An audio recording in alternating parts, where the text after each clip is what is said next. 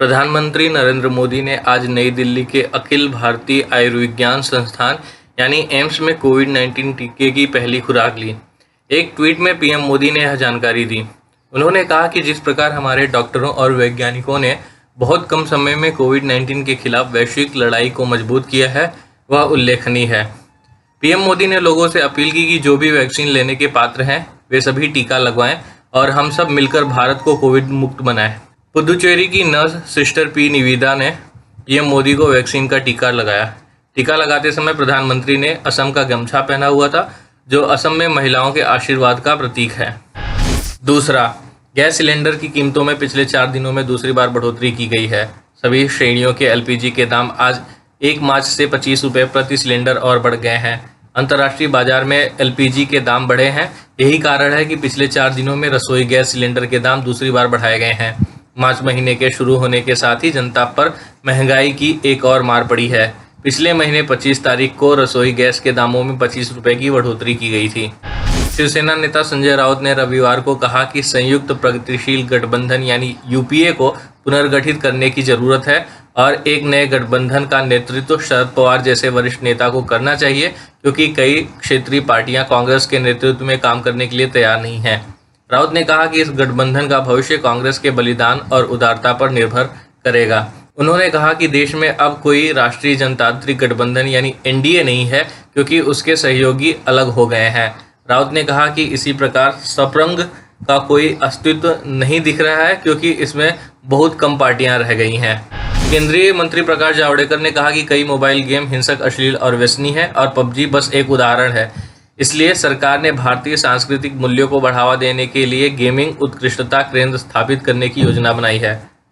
PUBG चीनी मूल के उन 100 से अधिक मोबाइल ऐप में शामिल है जिन पर पिछले साल सरकार ने पाबंदी लगाई थी। सूचना एवं प्रसारण मंत्रालय ने कहा है कि मंत्रालय ने वीएफएक्स, गेमिंग और एनिमेशन से जुड़े पाठ्यक्रमों के अध्यापन के लिए गेम सेंटर बनाने का निर्णय लिया है, ताकि ऐसे गेम विकसित किए जाएं जो भारतीय मूल्यों का संवर्धन करें। भारत में पिछले 24 घंटे में कोविड-19 के 15,510 नए मामले दर्ज हुए। देश में कुल पॉजिटिव मामलों की संख्या 1,10,96,731 हो गई है। पिछले 24 घंटे में 113 लोगों की कोरोना से मौत हुई है। अब तक देश में कुल 1,57,157 लोगों की कोविड-19 से मौत हो चुकी है।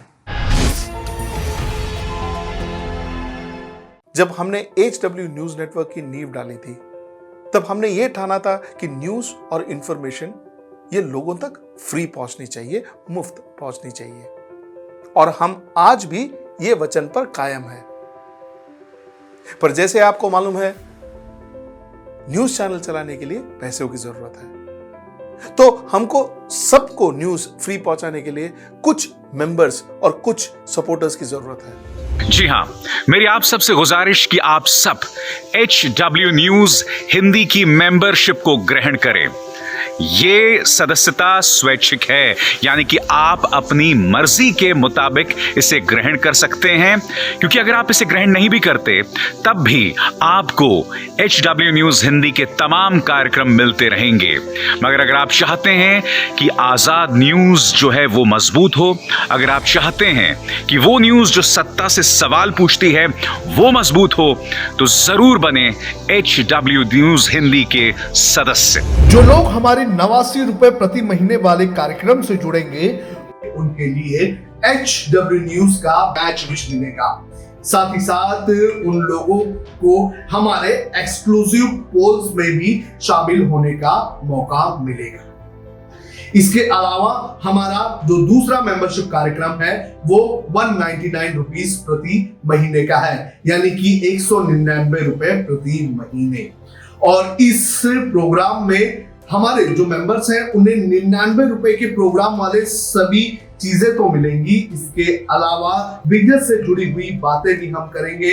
हमारे एक्सपर्ट अखिलेश भार्गव से आप बिजनेस से जुड़े हुए अपने सवाल भी पूछ सकते हैं। हम उम्मीद करेंगे कि आप इस निष्पक्ष पत्रकारिता की राह में हमें पूरी तरह से योगदान देंगे।